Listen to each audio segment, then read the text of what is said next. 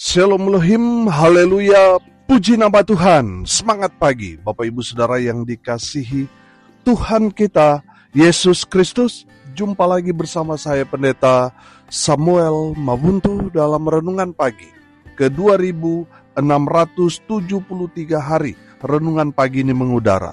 Puji Tuhan. Bapak Ibu Saudara yang dikasihi Tuhan, sebelum kita membaca, mendengarkan dan merenungkan firman Tuhan hari ini, mari kita berdoa, minta pimpinan Roh Kudus. Kita berdoa. Bapa di surga, berbicaralah kepada kami semua. Pakai firman Tuhan ini untuk menegur kami, menasihati kami, meneguhkan iman percaya kami, dan memberkati kami semua. Di dalam nama Tuhan Yesus yang adalah firman Allah yang hidup, kami berdoa. Amin. Haleluya. Bapak Ibu Saudara yang dikasihi Tuhan, bersama dengan saya kita akan belajar Alkitab dari kitab Kejadian sampai kitab Wahyu. Mari buka Alkitab kita. Galatia pasal 2 ayat 11 sampai ayat 14. Di bawah perikop Paulus bertentangan dengan Petrus. Demikian firman Tuhan. Tetapi waktu Kefas datang ke Antiokhia, aku berterus terang menentangnya, sebab ia salah. Karena sebelum beberapa orang dari kalangan Yakobus datang, ia makan sehidangan dengan saudara-saudara yang tidak bersunat. Tetapi setelah mereka datang, ia mengundurkan diri dan menjauhi mereka karena takut akan saudara-saudara yang bersunat. Dan orang-orang Yahudi yang lain pun turut berlaku munafik dengan dia, sehingga Barnabas sendiri turut terseret oleh kemunafikan mereka.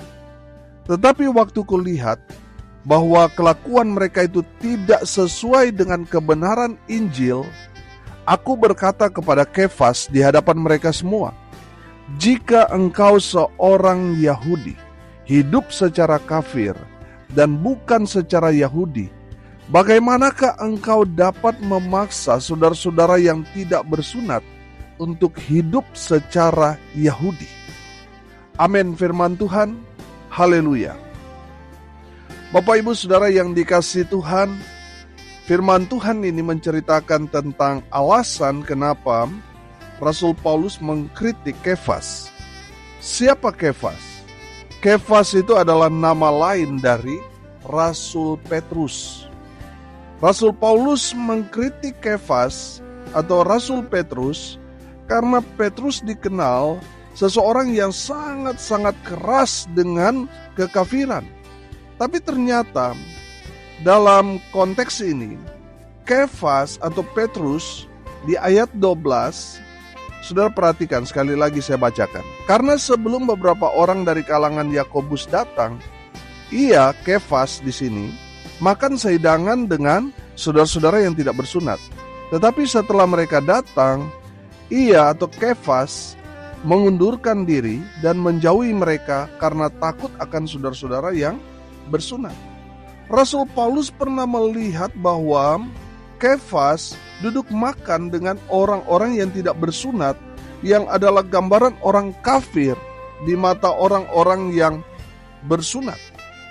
Tapi setelah Kefas melihat ada rombongan dari Yakobus, Kefas mundur.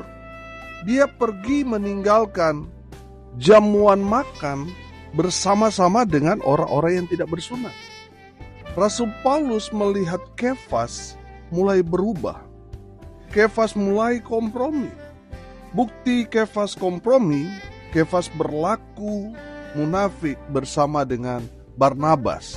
Ini dari sudut pandang Rasul Paulus. Saudara yang dikasihi Tuhan, kita tidak usah turut campur dalam perselisihan Kefas dan Paulus ini. Mari kita melihat dari beberapa sudut pandang supaya kita dapat mengambil satu keputusan yang tepat dan benar. Ya, saya mau lihat perselisihan Rasul Paulus dan Kefas. Sekilas kita melihat mereka tidak kompak.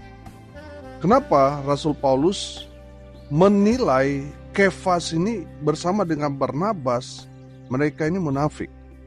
Karena Rasul Paulus tahu betul bahwa Rasul Petrus sangat-sangat keras menolak melayani orang-orang kafir.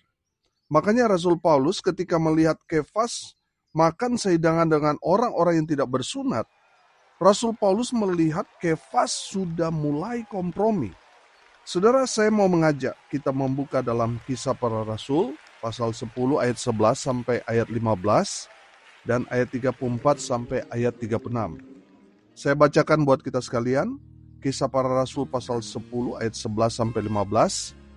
Tampak olehnya langit terbuka, dan turunlah suatu benda berbentuk kain lebar yang bergantung pada keempat sudutnya, yang diturunkan ke tanah. Di dalamnya terdapat pelbagai jenis binatang berkaki empat, binatang menjalar, dan burung. Kedengaranlah olehnya suatu suara yang berkata, "Bangunlah hai Petrus, sembelilah dan makanlah." Tetapi Petrus menjawab, "Tidak Tuhan, tidak. Sebab aku belum pernah makan sesuatu yang haram dan yang tidak tahir." Kedengaran pula untuk kedua kalinya suara yang berkata kepadanya, "Apa yang dinyatakan halal oleh Allah, tidak boleh engkau nyatakan haram." Ayat 34 sampai ayat 36, saudara perhatikan, firman Tuhan berkata, "Lalu mulailah Petrus berbicara, katanya, 'Sesungguhnya aku telah mengerti bahwa Allah tidak membedakan orang. Setiap orang dari bangsa manapun yang takut akan Dia dan yang mengamalkan kebenaran berkenan kepadanya. Itulah firman yang Ia suruh sampaikan kepada orang-orang Israel, yaitu firman yang memberitakan damai sejahtera oleh Yesus Kristus, yang adalah Tuhan dari semua orang.'" Amin. Haleluya. Bapak Ibu Saudara yang dikasihi Tuhan, dari kebenaran firman Tuhan ini kita dapat melihat pertama bahwa Rasul Petrus atau Kefas hanya fokus melayani orang-orang Yahudi. Lalu Tuhan memberikan dia satu penglihatan di mana ada kain yang sangat lebar bergantung, dan di dalam kain itu ada berbagai macam jenis binatang berkaki empat, binatang menjalar, dan burung.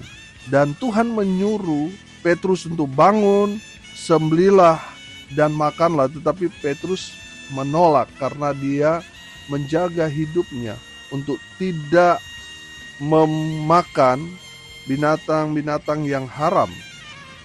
Tapi akhirnya Kefas atau Rasul Petrus mengerti apa arti dari penglihatannya, bahwa sesungguhnya Tuhan mengasihi semua bangsa dan menginginkan mereka yang kafir, mereka yang tidak percaya, mereka yang tidak bersunat, mereka harus mendengarkan kabar baik dari hamba-hamba Tuhan, dari para rasul, dari semua orang percaya, untuk memberitakan Injil kepada orang-orang yang tidak mengenal Tuhan itu supaya mereka diselamatkan. Haleluya. Saudara yang dikasihi Tuhan, bisa saja Kefas ketika dia dapat penglihatan itu, dia yang tadinya sangat-sangat saklek, dia sangat-sangat kaku, yang hanya fokus melayani orang-orang Yahudi. Tapi mulai saat itu mungkin bisa saja dia sudah mulai menanggalkan ego sukuismenya dia dan mulai terbuka pada orang-orang di luar Yahudi, orang-orang yang kafir dan sebagainya.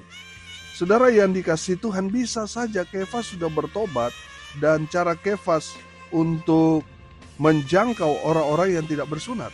Tapi dilihat Rasul Paulus itu satu kesalahan. Saudara yang dikasihi Tuhan, saya memposisikan, saya ini netral. Saya tidak pro Paulus dan Kefas. Tapi saya mau saudara melihat dari semua persoalan ini, melihat dari berbagai macam sudut pandang.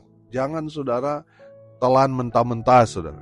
Saudara harus mencari satu pelajaran yang memberikan saudara satu pengertian supaya saudara tidak salah dalam mengambil satu keputusan. Nah, saudara, kembali dalam kebenaran firman Tuhan ini, kita belajar sebagai seorang pemimpin, apa yang harus kita lakukan dalam kehidupan kita di tengah-tengah kehidupan kita. Saudara mungkin sudah berkata, saya tidak punya anak buah Pak Pendeta, saya tidak terlibat dalam pelayanan di gereja sebagai majelis atau gembala komsel dan sebagainya. Minimal saudara memimpin dirimu sendiri. Dan firman Tuhan ini mau mengajarkan kepada kita semua yang adalah seorang pemimpin, pemimpin atas dirimu sendiri, pemimpin dalam kehidupan keluarga, rumah tangga, sudah pemimpin dalam komunitas, dalam pelayanan dan sebagainya. Apa yang harus kita lakukan di tengah-tengah dunia ini? Yang pertama, saudara harus menjadi teladan yang baik. Amin. Saudara harus menjadi teladan yang baik. Karena apa, saudara? Karena saudara seorang yang menjadi pemimpin, seorang panutan. Dan seorang pemimpin itu yang dilihat oleh orang-orang yang dia pimpin adalah teladan. Saudara yang dikasihi Tuhan, saudara memiliki satu pengaruh yang besar kepada orang-orang yang saudara pimpin. Makanya saudara harus jadi garam, saudara harus jadi terang yang membawa dampak dalam kehidupan orang-orang yang saudara pimpin. Amin. Bapak Ibu Saudara, seorang pemimpin harus menjadi teladan yang baik. Baik dari cara hidupnya, tutur katanya. Saudara adalah satu role model daripada orang-orang yang mengikuti saudara. Makanya saudara harus membawa dampak yang baik. Sehingga orang-orang yang saudara pimpin itu, mereka hidup baik. Karena mereka melihat teladan hidup mereka, yaitu saudara dan saya. Amin. Bapak Ibu Saudara yang dikasihi Tuhan, saya pernah berkata begini, kalau saudara mau melihat karakter hamba Tuhannya, lihat jemaat yang dia layani. Kalau saudara mau tahu jemaatnya bagaimana, rendah hati atau sombong, lihat pendetanya. Bapak Ibu Saudara yang dikasihi Tuhan, dari pengalaman pelayanan yang Tuhan percayakan kepada saya melihat apa yang saya kerjakan, saya lakukan, gaya hidup saya, ya itu pasti diikuti oleh jemaat.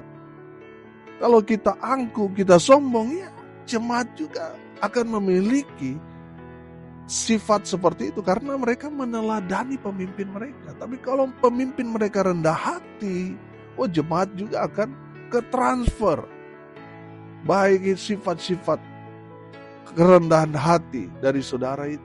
Amin. Bapak Ibu Saudara yang dikasihi Tuhan, seorang pemimpin harus memberikan satu teladan yang baik. Karena saudara punya pengikut, punya massa, saudara harus menjadi teladan yang baik. Kalau saudara memberikan teladan yang buruk, buruk juga yang mengikuti saudara.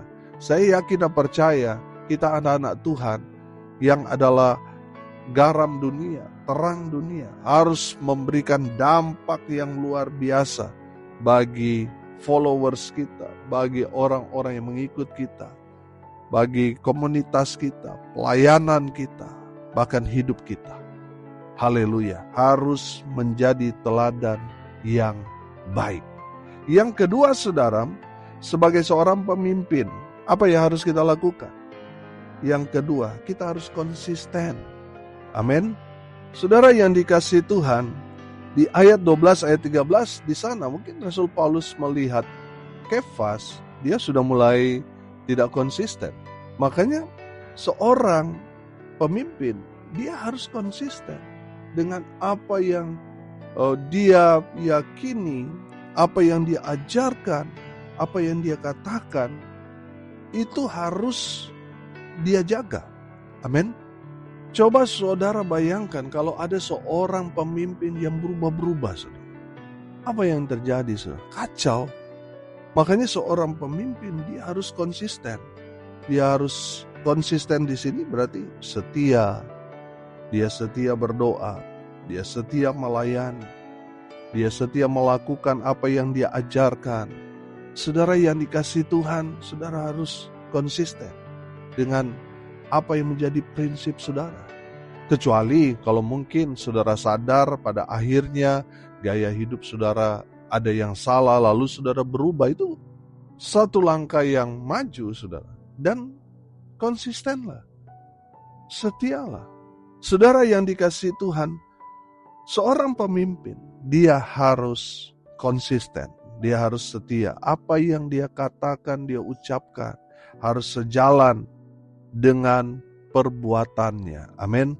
Karena ada banyak juga orang, seorang pemimpin terlalu banyak ngomong, terlalu banyak janji, banyak sekali yang dia sampaikan tetapi hanya sedikit yang dia lakukan.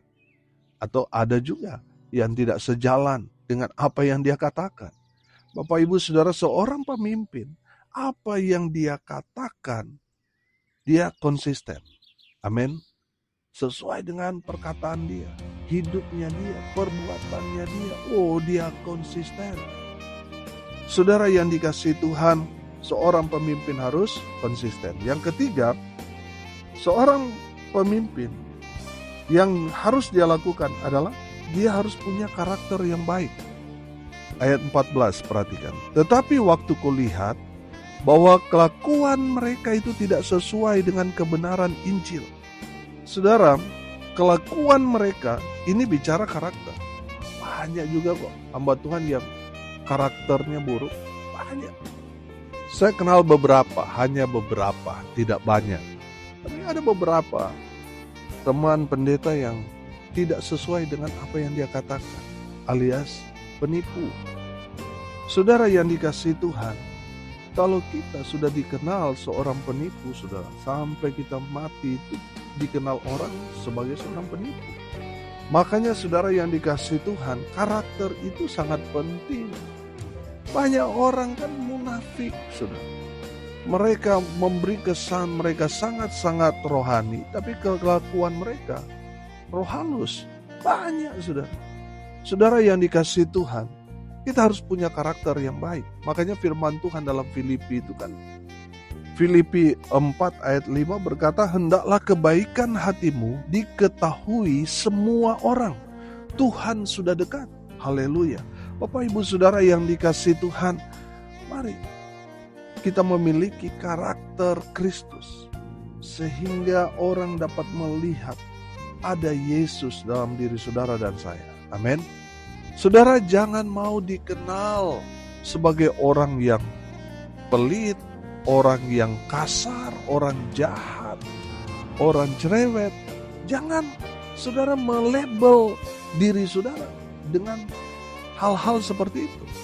Mari saudara kita dikenal bukan karena kita cerewet, bukan karena kita jahat, tetapi kita dikenal karena kita orang baik. Karena ada Yesus dalam diri kita yang menggerakkan kita melakukan hal-hal yang baik di tengah-tengah dunia ini. Amin. Haleluya. Seorang pemimpin, dia harus memiliki karakter yang baik. Haleluya. Hari ini saudara kita belajar dari perselisihan Paulus dan juga Kefas. Dari firman Tuhan ini kita belajar sebagai seorang pemimpin harus menjadi teladan yang baik. Itu yang pertama. Yang kedua, harus konsisten. Yang ketiga, harus memiliki karakter yang baik. Amin. Mari kita berdoa. Terima kasih Bapa di surga, sudah memberkati kami semua dengan kebenaran firman. Berkati semua pendengar dimanapun mereka berada. Tuhan memberkati hidup mereka, rumah tangga mereka diberkati, usaha, pekerjaan, pelayanan mereka dibuat beruntung, berhasil dalam segala hal. Mereka yang sakit Tuhan sembuhkan, mereka yang lemah Tuhan kuatkan, Tuhan hibur mereka berduka cita. Dan mereka yang hari ini berulang tahun, Tuhan Yesus memberkati, khusus untuk anak kami terkasih Putu Rahel Seli Mawuntu yang berulang tahun yang ke-20 hari ini. Tuhan Yesus memberi dia umur panjang, kesehatan, kekuatan yang datang dari Tuhan. Dan Tuhan terus tambah-tambahkan dia hikmat Dan dalam masa-masa perkuliahannya, Tuhan Yesus pelihara, Tuhan Yesus memberkati sehingga dia jadi berkat dimanapun dia berada, nama Tuhan ditinggikan. Dalam nama Tuhan Yesus, hamba berdoa biarlah berkat surga turun, memenuhi semua yang mendengarkan kebenaran firman Tuhan ini, semua diberkati Tuhan. Bapak Ibu Saudara, arahkanlah hatimu kepada Tuhan dan terimalah berkat dari Tuhan Yesus. Tuhan memberkati engkau dan melindungi engkau. Tuhan menyinari engkau dengan wajah-Nya dan memberi engkau kasih karunia. Tuhan menghadapkan wajah-Nya kepadamu dan memberi engkau damai sejahtera. Di dalam nama Tuhan Yesus, sumber daripada segala berkat. Saudara yang percaya diberkati Tuhan, katakan amin. Puji Tuhan. Bapak Ibu Saudara yang dikasihi Tuhan, kalau saudara merasa diberkati melalui renungan pagi ini, bagikan juga kepada saudara-saudara yang lain supaya mereka juga diberkati, karena untuk itulah kita dipanggil untuk jadi berkat. Salam kasih dari Bali. Saya Pendeta Samuel Mawuntu. Sampai jumpa besok pagi. Tuhan Yesus memberkati kita semua. Haleluya.